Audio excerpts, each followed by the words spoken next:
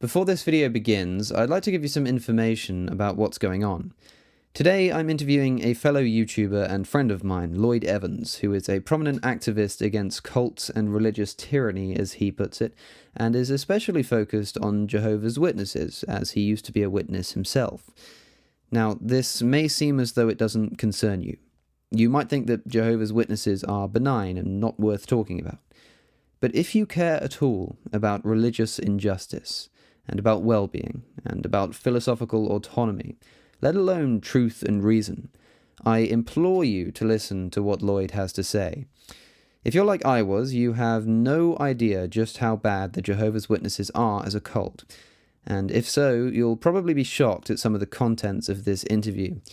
And to find out more about anything mentioned in the following interview, there are links in the description for you to follow. And so, to those of you who don't know the true horror of this particular cult, or maybe are even surprised to hear me call it a cult, there is something you need to know about. Well, good morning, everybody. My name is Alex, and today I would like to introduce you to a religion that you've probably heard of but might not know a whole lot about. I'm very lucky to be joined by Lloyd Evans, author of The Reluctant Apostate and editor-in-chief at jwsurvey.org. Lloyd, thank you so much for being on the channel. Thanks so much for having me, Alex. It's an honour to be with you. This is great. So we're sort of working on this is very new for me. I've firstly never interviewed anybody over Skype before, and certainly not we're both filming with cameras rather than with the usual Skype software. So we're going to sort of hold our fingers crossed. We're breaking new ground on the Cosmic Skeptic channel. Yes, I think. there's a first time for everything. But the reason I have you here, Lloyd, is because I think my followers, my subscribers, they have a lot of knowledge generally about sort of typical Christian beliefs and creationism and certain denominations, but for some reason the Jehovah's Witnesses, I can say, at least for myself, I really wasn't aware of the religion or the sort of tenets of the beliefs. It was a bit alien to me, and all I sort of thought of was, well, they're these people who show up at your door, they don't have blood transfusions, something like that. I don't know, what can you tell us if you had to sort of define, as opposed to other Christian denominations, what makes a Jehovah's Witness?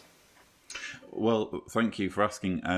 There's an irony to that, by the way, and that's that when you are a Jehovah's Witness, you are convinced that Satan's world, everyone outside of your faith, is part of Satan's world. In fact, Jehovah's Witnesses refer to non-Jehovah's Witnesses as worldly people. So you, Alex, would be a worldly person.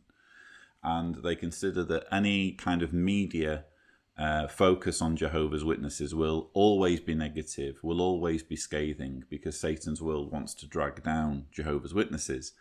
And when you get out of the religion, you actually discover that the opposite is the case. Nobody knows anything about Jehovah's Witnesses. Nobody really cares about them. And the media, although you do occasionally get bad stories in the media, for the most part, the media are indifferent. In fact, I have a hard time trying to get the media to talk about some of the more horrendous things. But I suppose in a nutshell, Jehovah's Witnesses are a Christian-based movement that began in America in the late 19th century.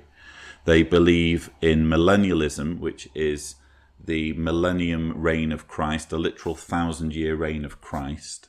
They believe that this will come after Armageddon. They believe that Armageddon is imminent, or it has been imminent, pretty much throughout the organization's history. They've been saying, oh, Armageddon's just around the corner. And when Armageddon comes, it will destroy you, me, sorry to break the news to you like that. It will basically destroy everybody who's not a Jehovah's Witness. And the earth will then be populated by the survivors of Armageddon, who will be Jehovah's Witnesses. And they will live initially for a 1,000-year period. Then Satan's going to be let loose one more time to kind of filter out any ones that slip through the net who are evil, and then it will just be an eternity of bliss on the earth. That's in a nutshell what Jehovah's Witnesses believe. Yes, am I right in thinking that after having read the first chapter of your book, you had a short taste of Armageddon, didn't you, as a child? Am I right in thinking that? That's right. Yeah. In fact, you came very kindly to a Faith to Faithless event in London. It was at the King's College, and I related that story there, and it's also in my book, of how when I was a child, I had an experience that most Jehovah's Witnesses don't get to have, and that's that I actually experienced what it was like for the Great Tribulation to start. And the Great Tribulation is essentially the prelude to Armageddon, or at least it was going on in my mind, because Jehovah's Witness families have what's called family worship. So it's essentially like a group indoctrination session that's just for the family, where the parents will, do more tailored instruction for their children. And my father decided it would be hilarious and important to fake a phone call with one of the elders in our local congregation. And I obviously was intended to listen in on this phone call. And the phone call went something like, okay, so the Great Tribulation started. The entire congregation is now on the run, and we need to meet in Macclesfield Forest, where we're going to hide from the authorities because they're all coming for us. So once the phone call ended, Dad had this kind of panicked look on his face, and he said, you better go and pack your things. So I ran upstairs, absolutely convinced that it was the Great Tribulation, that Armageddon was upon me. And I ran upstairs. At the time, I'd been reading a lot of Enid Blyton, so I grabbed the binoculars and the penknife and the torch and stuffed that into the rucksack, assuming this would be useful. And also grabbed, my Bible. I grabbed a Revelation Climax book, which I'm actually going to show you since I'm filming right in front of my bookshelf. This is the Revelation Climax book that was released in 1988. And it essentially gives details on what witnesses can expect in the run-up to Armageddon. I assumed it would be a useful guide to what was going on. And of course, only when I ran back downstairs, expecting the engine to be running and my family outside, did I realise that it was all a huge ruse, and I'd been taken for it. But there was a comedic element, there was also a very serious element to it. It was intended to show me that Armageddon could strike at any moment, and it was a lesson I never forgot. Yes, yeah, that was one of the things that really stuck with me, is something that can be played off as humorous, and you can look back on it and see the funny side, but there is certainly an element of something quite unnerving about the thought that there are people who believe that there will literally be an Armageddon. This isn't some kind of poetic metaphor. This is a literal occurrence. It's almost odd to think that people actually believe this stuff. Having given a basic overview of what the Jehovah's Witnesses believe, and I know that they're also creationists by definition. We were just talking about. But another thing you speak about in the book is you say it may seem ridiculous that certain people can believe this kind of stuff. But when you think about it on sort of in depth, there are plenty of reasons why people can adopt these beliefs through faults that aren't really their own. I don't know if you could sort of expand a bit on that. I think you know what I'm getting. Yeah. No, that's true. Well, let me take for an example my mother. I talk about her a little bit in my book. She's no longer alive, and in fact, it was her death that kind of prolonged my stay in the religion, because I was convinced if I wanted to see her again, I had to be as good a Jehovah's Witness as I possibly could be. But she actually came into the religion after some very unpleasant episodes in her life.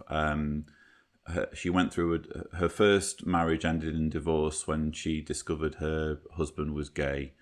Her second marriage, she ended up a widower. Her husband actually burned to death in a fire. And when you have these kind of stressful, traumatic things happen to you, you're a prime target, really, for this nice, polite, friendly group to come along and say, guess what? We figured this out. We know why there's sorrow and misery and turmoil on the planet, and we have all the answers for you if you'll just study this book with us. It makes a little bit more sense as to why someone would buy into the indoctrination. But the point I make in the beginning of the book is that it's getting harder and harder for Jehovah's Witnesses to recruit believers using their famous evangelism technique. Usually now, if you meet a Jehovah's Witness, the odds are that it's someone who's actually been raised as a Jehovah's Witness, as I was, because when you're actually telling children from a young age that Armageddon is coming, that Noah's flood really happened and immersed the entire planet, that evolution is false, that Christmas is wrong, that all of these things, as a child, there's an evolutionary mechanism why you would believe all that, and it's because your parents are supposed to look out for you, and you trust that they have your welfare at heart. And Jehovah's Witness parents do have their children's welfare at heart, and they're not consciously lying to them. It's just that in many cases they too have been indoctrinated through the same process. Yes, and I think one of the it seems almost obvious that one of the reasons that it's become much less effective to preach door to door the faith is likely due to the sort of wealth of information that we have available to us now through the internet. Something again you touch on in the book, but along with this, I can't help but make a connection. A lot of people might not know that Jehovah's Witnesses have a sort of strong distaste for higher education. Which is something I wasn't fully aware of before I came to this event that you spoke of. I wonder, do you think this is partly in order to stop people from being... is the idea to stop people from being exposed to ideas that they genuinely feel are dangerous, or is it more sort of a control thing, like they don't want people to be exposed to these ideas in case they decide to leave or to apostatize? Yeah, I mean, if you actually think about it, and I know a lot of your viewers watching this will just assume that all cults, and I unapologetically call Jehovah's Witnesses a cult, they're all scams. You think of Scientology, you think of the money-making side of it. You just imagine these kind of fat cats at the top who are kind of laughing at how credulous their followers are.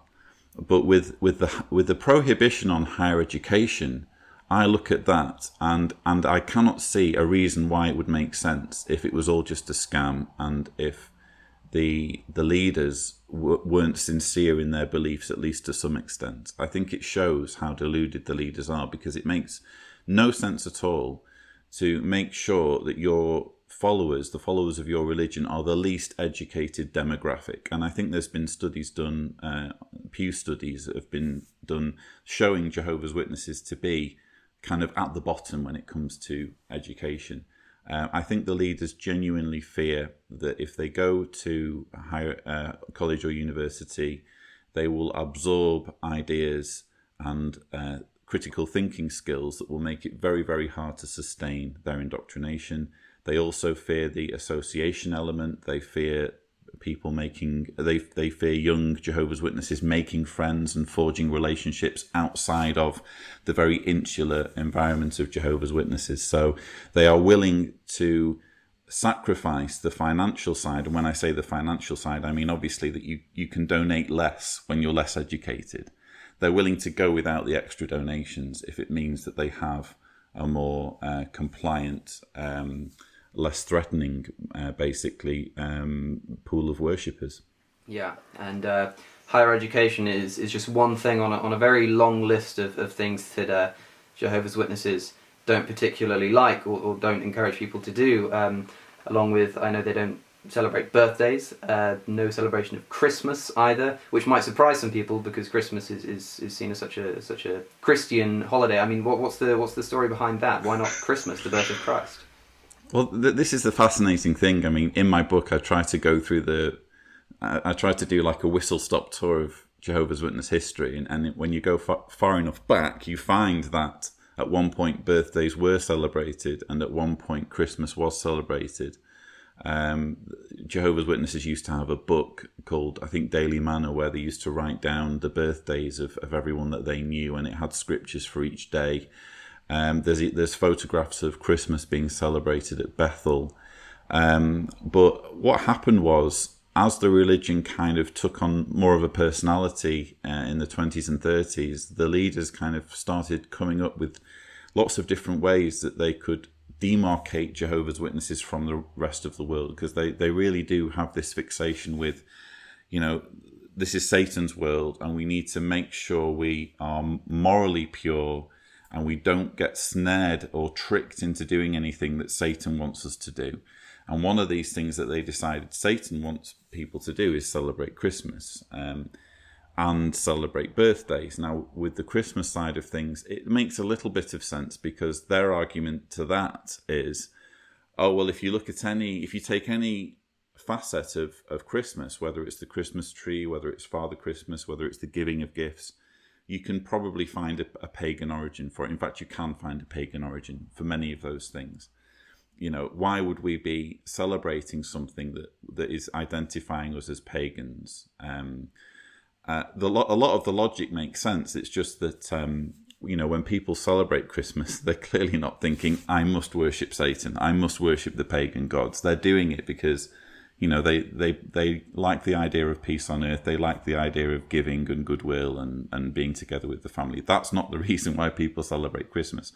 But that's the kind of logic that Jehovah's Witnesses have been persuaded to have. With birthdays, it's quite humorous, in fact. They will if you stop a typical Jehovah's Witness and say, why don't you celebrate birthdays? The answer that I was trained to give was, well, there's only 2 recorded instances of birthdays in the Bible. At one of those instances, someone was hanged, I think. I think it was the Pharaoh's birthday in the story of Joseph and the Technicolor Dreamcoat. And in the other instance, it was Herod's birthday and John the Baptist got his head chopped off. So there's clearly a message being sent here by the Bible writers that they don't want us to celebrate birthdays, which of course is ludicrous, because the Bible also has very unpleasant things to say about dogs, but it doesn't stop us having dogs as pets. So yes, it's very pick and choosy, it seems. Yeah. Which I suppose is somewhat characteristic of religion as a whole. But another thing that Jehovah's Witnesses shun, that I'm sure more people are aware of than perhaps the birthdays and Christmas celebrations, is this whole issue surrounding blood transfusions. Now, again, I think most people, and I can speak from experience, before I'd been to these talks and started reading your book, I was sort of aware of this. I'm not quite sure I fully understood the magnitude of the effect that this had on certain people and their lives. So I know this is something that you particularly talk about. I wonder if you can sort of give us the lowdown. Sure. It wasn't actually a very pleasant chapter to write, in fact. Chapter you're referring to is Blood and Tears, and in it I kind of go into a bit of detail on, I take some of the examples basically of people who have basically martyred themselves on account of this prohibition. The teaching goes back to 1945, and again we're talking about an organisation that's keen to separate itself as far as possible from the world, and basically think of ways that it can kind of turn around to worldly people and say, haha, we're doing it right. Jehovah's Witnesses point to scriptures both in the Old Testament and in the New Testament about blood and prohibitions on eating blood. So in the Mosaic law, the Israelites weren't allowed to eat blood, and in the New Testament, St. Paul, or the Apostle Paul, however you want to call him, wrote that, in fact, I think it was in the book of Acts. I'm not sure whether it was Paul who said it, but it was definitely in the book of Acts, Acts 15, I think. I can check that for you. The scripture says, keep on abstaining from blood and from things sacrificed to idols. And because of that scripture, Jehovah's Witnesses say, this means that this prohibition on blood was also incumbent on Christians. And if Christians were banned from eating blood, they most certainly wouldn't want to have it injected into their bodies. And that's the logic. Now, this makes no sense, because even in the Bible, you can see examples of where common sense overrides, the need to follow the letter of the law. So, for example, Jesus, when he was arguing with the Pharisees, would often invoke a rabbinic principle known as pikuach nefesh. I've probably mispronounced it. And the basic principle was that if life was in the balance, you should preserve life, regardless of what law you were dealing with. So if it was the Sabbath law, he gave the example of a beast, livestock falling into a pit. Well, even if it's the Sabbath, you're still going to exert energy to get it out because you don't want your beast to die. That kind of common sense was applied in the New Testament, but it's not applied by Jehovah's Witnesses. And as a result, you get these horror stories popping up in the newspaper. And again, we're struggling to get the press or the media as interested in this as it should be. But you get these real horror stories where witnesses have actually died, or even worse, in some cases, their children have died because of this fastidious obsession with the supposed prohibition of blood in the Bible. A really heartbreaking case came up in November last year, where a girl called Eloise in Canada, in Montreal, was rushed to hospital after a home birth went wrong.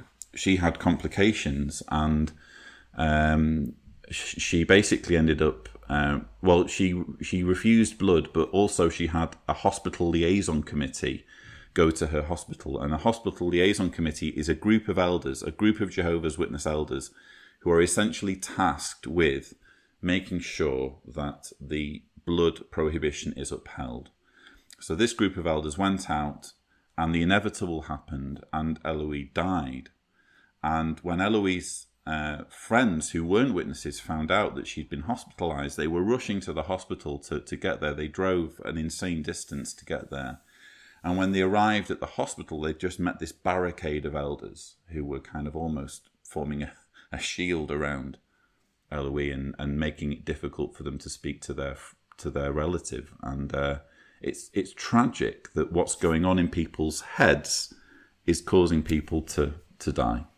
Yes, and I think this, when people say things like, when you write a book like you have, or when somebody does the sort of thing that we do, and I'll be telling people exactly how they can find you shortly, one of the objections that you hear incredibly often is that you have no right to go around telling people that their God doesn't exist, or that their religion is flawed, because it's taking away so much hope and meaning from people's lives. So when you hear stories like this, I think it more than makes up for it. Absolutely. My question that I don't know if you really have an answer for this, but why do you think it is that the media is so almost reluctant to cover this kind of stuff? As well as that, what do you think we can actually do to fix that problem, to make people care about the problems that are caused by Jehovah's Witnesses? Well, with the media, I think that most journalists, especially journalists who, and there's very few religious correspondents now, there's maybe a handful of journalists who are recognised for specifically dealing with religion, because what's happened obviously is that more and more people are becoming secular, and as a result very few people are interested now in religion, and certainly not interested in reading about it in their newspaper.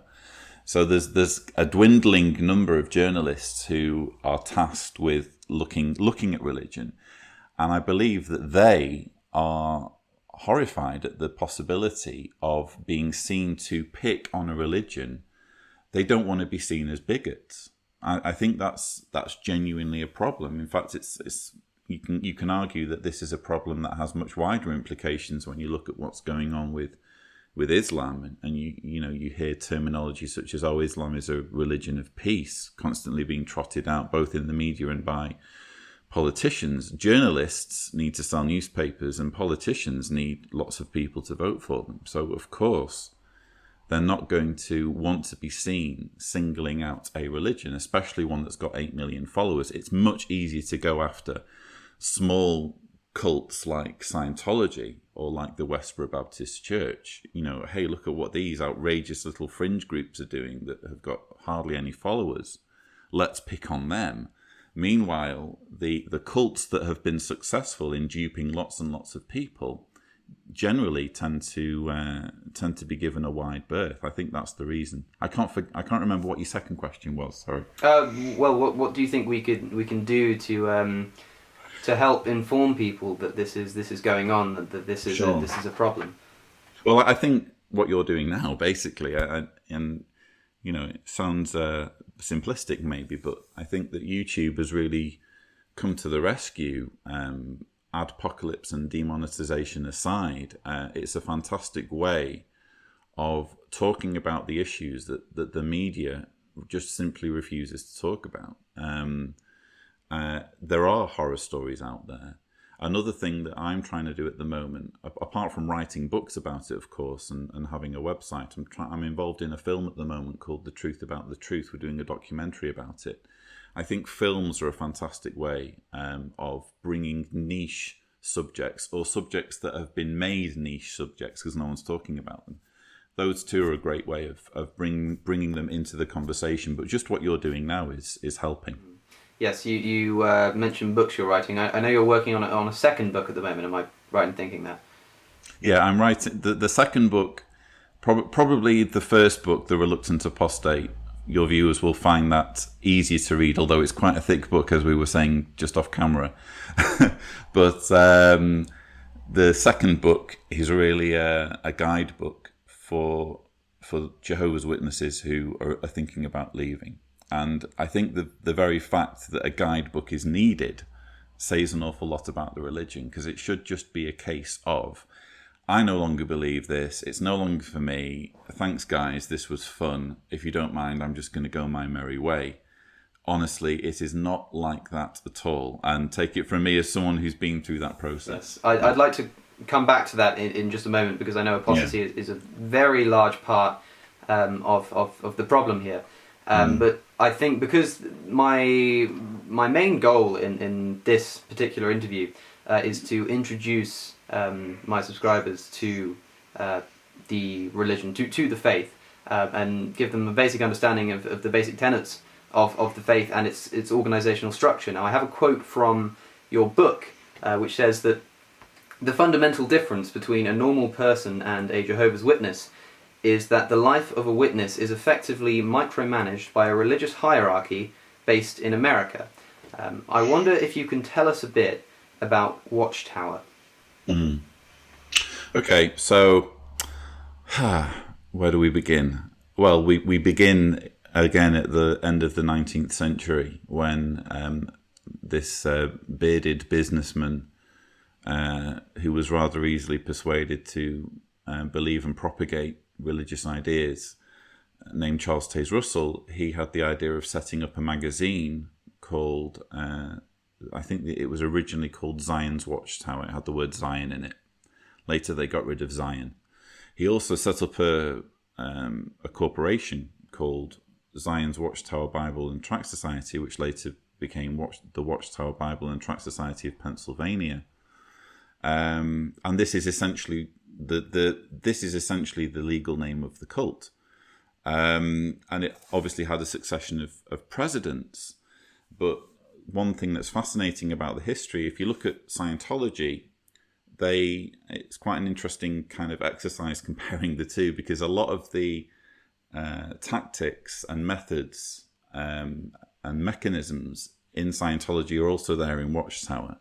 But what happened with Scientology is because it's still quite a young cult, they began in, say, the 1950s, you had the first founder, L. Ron Hubbard, and then you had the second founder, who's still there, David Miscavige. With Jehovah's Witnesses, you had the first founder, Charles Taze Russell, then you had the second founder, Joseph Rutherford, who we can blame for the whole, Christmas, birthdays, things getting out of control thing. He was replaced by Nathan Knorr, under whose presidency the blood prohibition came in. And it was under Nathan Knorr that this thing happened where the governing body was formed.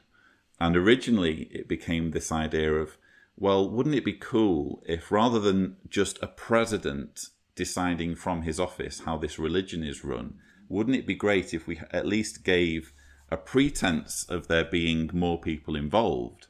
Why don't we have a governing body, a bit like the apostles in Jerusalem? So they brought this in 1971. And pretty soon this governing body was saying, hang on a minute, we're supposed to be a governing body, but you're not actually letting us do a great deal of governing. We don't really have much power. So then there was this power struggle in 1975, which also incidentally is the year that the witnesses predicted Armageddon to come. I'll let you guess whether it came or not. And so from 1975 onwards, rather than it being a single president deciding who does what, you have a governing body. There's currently 7 men on this body. mostly from America, although there's, I think, a Canadian and Australian. There's a token black man on there as well. We call him a token black man. And they basically decide every facet of people's lives, right down to, I'm not supposed to have this beard if I'm a Jehovah's Witness. Beards are frowned upon, basically, if you're a man. There's all sorts of prohibitions on sex, as you can probably imagine. Dress and grooming is very tightly regulated. Apart from the beard ban, there's certain types of clothing that is also frowned upon for witnesses. Almost in every aspect of people's lives, there is some kind of rule governing what they can or can't do. I think it's a lot more totalitarian than people realise that it is. Before we move on, I can't help but take you back a moment to the whole 1975 prediction that was made. Perhaps you can briefly let people know what that was. But the thing I'm most interested in is, after the year came and passed, how exactly did the original predictioneers sort of account for the fact that everybody was still fine? I mean, how is it that a prediction like that can be made and fall completely flat on its face, and still people don't put the puzzle pieces together and realise that maybe there isn't something quite right here?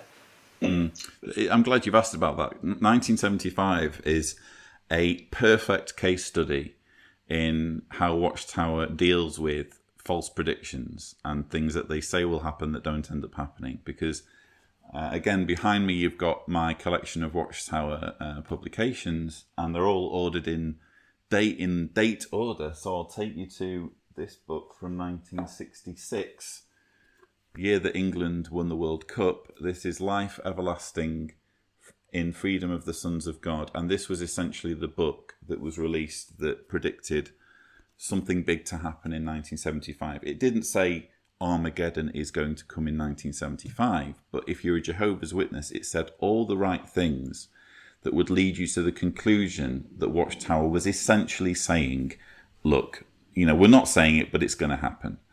And what then happened was that in a series of publications and Watchtower articles, they built the hype up. And so, for example, you had a situation where witnesses started selling their homes and selling their businesses and doing nothing but spreading the message that Armageddon was coming. And Watchtower would say, we commend this practice. This is a good thing. These people are taking things seriously. So there was these repeated references to 1975, including talks at conventions. And then obviously the year came and went.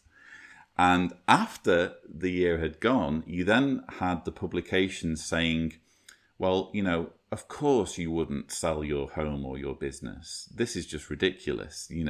Of course you should be, as a Christian, taking care of your family first and foremost. So anybody who's come up with any reasons to do that, they should be ashamed of themselves. Essentially, they were blaming the witnesses for taking what they were saying too seriously. And they never actually apologized. It went on and on and on. I think it was around 1980 they finally got round to publishing something that was close to an apology. I think it said something like, some of the things that we wrote about 1975 might have made it sound like more of a possibility than a probability, or words to that effect.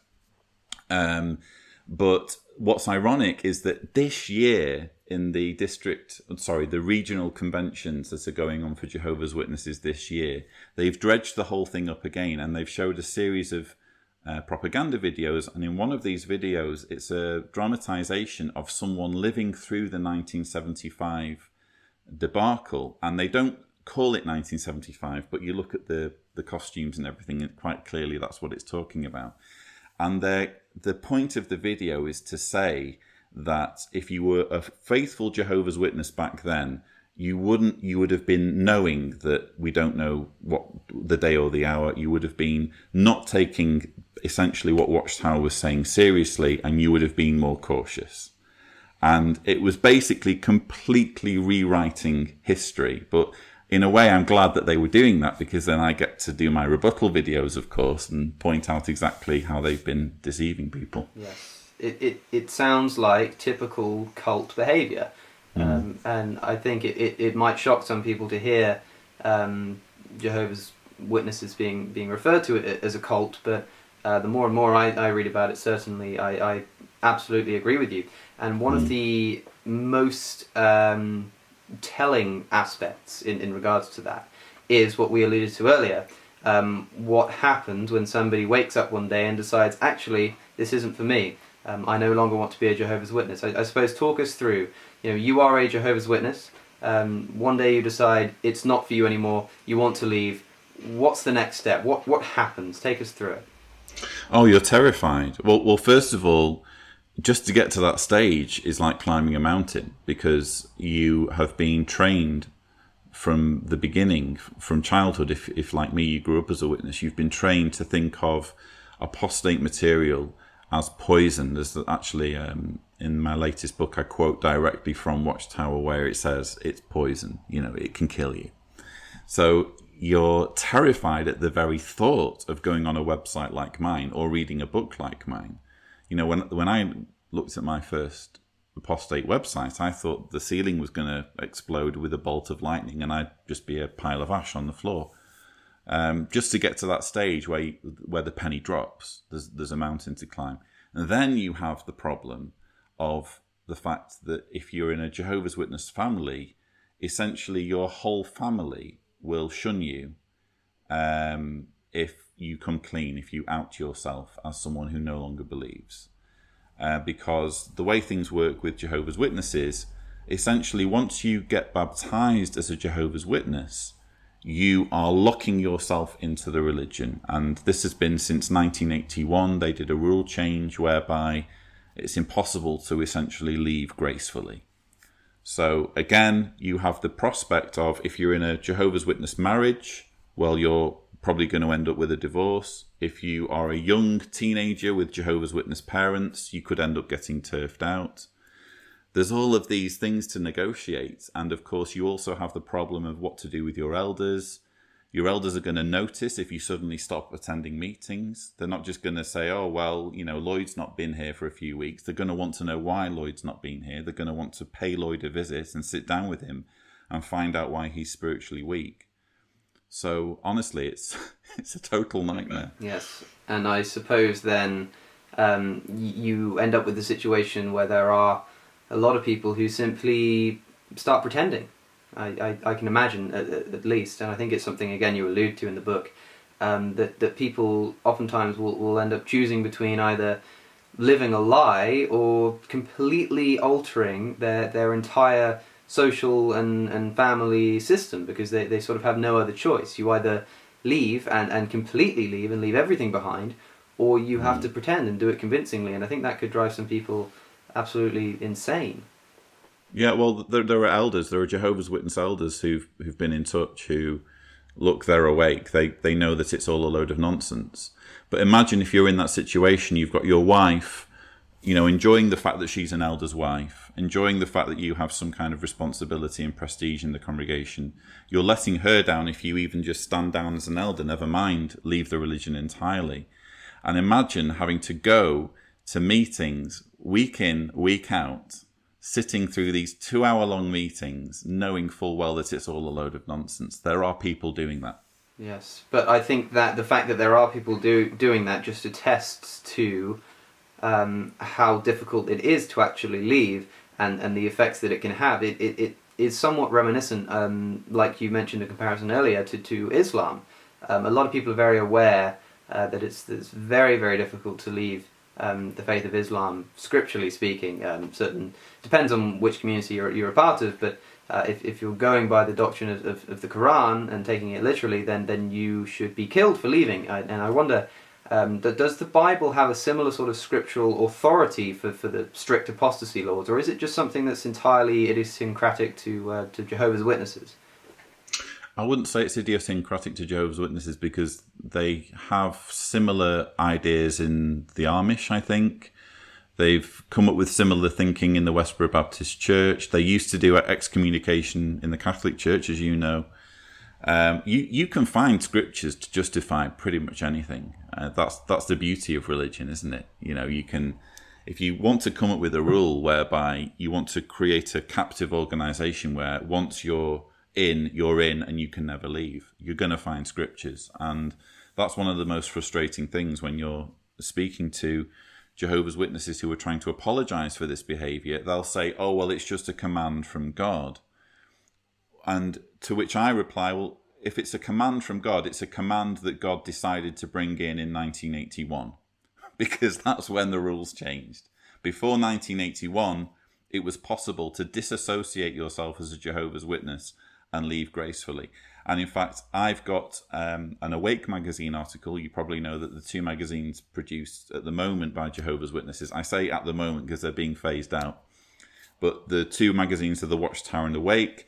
I've got a 1947 Awake article that basically denounces excommunication as practiced by the Catholic Church and says that it's a tool of control and a weapon and very, very, very wrong, and even has pagan origins. Everything had pagan origins back then.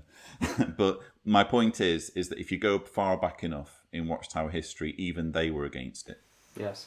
So I think what we've uncovered during our conversation so far is that it's not the best idea. It's not a very fun thing to join the Jehovah's Witnesses, and I think it might even be worse to then try and leave.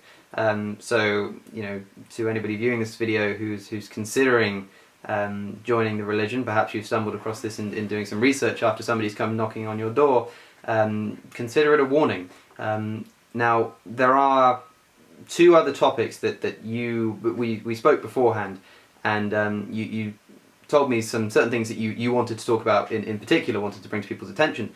And the two that we have left are quite touchy subjects, one of which is child abuse and one of which is domestic violence. Now, again, I'm not particularly knowledgeable on Jehovah's Witnesses or how the faith relates to these particular issues, which is why I'm so lucky to sort of have the go-to guy with me right now. So from starting from scratch, what can you tell us about the relationship between these things? So I might as well start with the child abuse issue. I think that's probably something that a few of your viewers may be aware of. If we're going to compare the situation with the Roman Catholic Church, you have an issue that kind of came to light around about the millennium, where priests were being found to molest children, and then they were being moved on to a different parish rather than being reported to the authorities. With Jehovah's Witnesses, it's not quite like that. The equivalent for priests in Jehovah's Witnesses would be elders. Elders are basically picked from among the local congregation. They're just people who live in a community and who get chosen to be, the leaders of the local congregation. The problem with Jehovah's Witnesses and pedophiles is that basically anyone in the congregation could be a pedophile. It could be an elder or it could be a non-elder. The problem is that there are procedures and policies that have been put in place and actually written into the instructions for elders that essentially make it possible for someone to molest a child and for their crime to be covered up. That's the shorthand. That's essentially what's happening. And this has been happening for decades now. Now, it started to come to light around about the time that the Catholic problem started to come to light. And there was actually a BBC Panorama documentary. Your viewers could probably find it on YouTube. I think it was called Suffer the Little Children. And the BBC uncovered the fact that in congregations there were people who'd been abused and the elders had covered up their abuse. Now, I can remember watching this documentary at the time and as an indoctrinated Jehovah's Witness and thinking, now there's absolutely no way this can be the case. This is Jehovah's clean, pure organization. There's no way he would allow such evil in his organization. But it turns out that when you examine the witness faith and you look at the witness culture, you realize that there's lots of things about Jehovah's Witnesses that make this possible. For example, you have a culture of confidentiality. It's wrong to spread information of a sensitive nature. You have a culture of forgiveness. Once someone's been forgiven by the elders, no matter how bad the thing he's done is, he's forgiven for all time. You have this idea that it's wrong for a Jehovah's Witness to take another Jehovah's Witness to court. You have this awful thing called the two-witness rule, which is, again, based on the Bible. And what it says is that if you are a child sex abuse victim and you go to your elders and say, this person molested me, they cannot look into it seriously unless there is another witness. Now, quite clearly, when we're talking about pedophilia, there aren't two witnesses whenever a child is raped. Usually it gets done. Usually only the perpetrator and the child know about it. So that makes it easy for a perpetrator to just deny it and then get let off the hook. That's essentially how bad the problem is. And it's started coming to light in lawsuit after lawsuit after lawsuit. A major lawsuit was in 2012 when Candace Conti received a huge award for the abuse she suffered. And more recently, in 2015, there was the Australian Royal Commission into institutional responses to child sex abuse. They looked at Jehovah's Witnesses very, very carefully. And the information that they came up with and the conclusions they reached about sex abuse among Jehovah's Witnesses were very, very damning. And we're still trying to figure out precisely why it is that Watchtower, rather than just accepting the recommendations of the Royal Commission, in many cases, such as the two-witness rule, they just said, well, listen, we're a religion, we get to decide this, you guys don't get to decide that for us. So it's quite shocking, really. On domestic violence, that's a little bit harder to learn about because obviously we're talking in many cases about marriages. If you're abused as a child, usually by the time at least you've reached your later years, you'll maybe not feel like you have to protect your parents if it's your parent who's molested you, and you might feel more inclined to approach the authorities about your abuse. With domestic violence, it's not quite like that when it's a marriage. And what happens with Jehovah's Witnesses, why it's such a problem for Jehovah's Witnesses, is that they have this rule whereby you can only end a marriage if there is infidelity, if there is adultery. And what that means is that you can have a violently abusive spouse in the relationship, but he can, because there's no way of getting a divorce, because there isn't necessarily going to be adultery, the marriage has to stay together. And the only thing, let's say it's an abused wife, the only thing the abused wife can do is get a separation. But what that means is that she essentially has to live the rest of her life without getting remarried.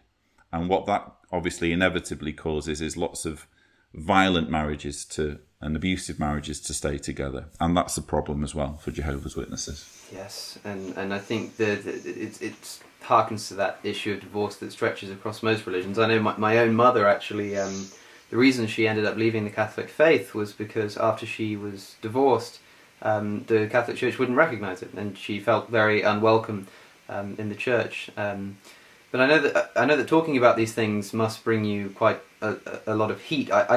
This is one of the things I wonder about in sort of wrapping up, because I'm conscious of time, and I think anybody watching may have noticed that my face has gotten a little bit darker because I'm relying on natural light at the moment, and the sun is rather briskly setting. But I did want to ask you personally, because you've done a fantastic job of explaining the religion and explaining some of the effects that it has. But I wonder about you personally. What effect, after having left and now doing what you do, especially from a cult that is so that cracks down so much on people who do what you do? I mean, you must be the Jehovah's Witnesses' worst nightmare. How have you sort of found the inevitable consequences that I can only assume have come along with that? Okay, well, the irony is that you would think that my biggest nightmares will come from Watchtower, and they're a huge organisation. They're we're talking a multi-million-dollar international setup with its own legal department and its own lawyers and that kind of thing. You would think that they're the ones who are causing me sleepless nights, but they're not, quite frankly. It just so happens that compared to, say, Scientology, at the moment at least, Watchtower isn't a very litigious organisation, or it is litigious when it comes to defending its right to cover up child abuse. It's very litigious there. It's very litigious when it comes to defending things like conscientious objection for its followers. When it comes to former believers who are criticising it, it has a policy at the moment of basically just sticking its head in the sand and pretending we're not there. So that's essentially the way it deals with people like me. And frankly, I'm glad, because I don't need, lawyers' letters coming through the letterbox every other day. The main problem I have is twofold. One, with fellow ex-believers, because when you're talking about cults, cults can do some pretty messed up things to your mind.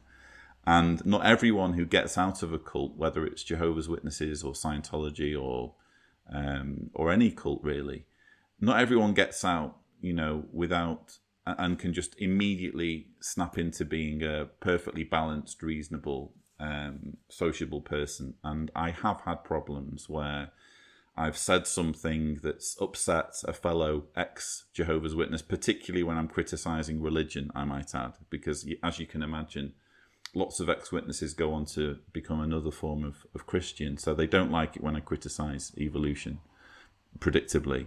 So I've had probably the majority of aggravation I've had in my life has come from fellow ex-witnesses, but there's also a price that you pay in your family as well, and that takes me back to shunning. I have a father who's a Jehovah's Witness elder. He's actually up near Manchester in the UK. He's not met his granddaughter yet, my daughter, who's 3 years old. And my 3-year-old's only knowledge of him is a photograph in her bedroom.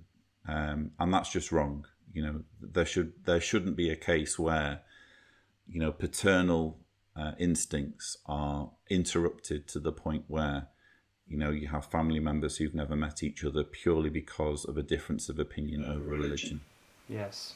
Yeah. I can only hope that you telling these stories and letting these things be known with such effective imagery, I might add, that people can realise, people watching this and people who go on to look at your work can realise just how much of a problem this really is. I can only hope that people take this more seriously. But I think everything that we've talked about, as far as I'm aware, is in the book that you've written, The Reluctant Apostate, which we've mentioned a few times. Where can people pick up the book?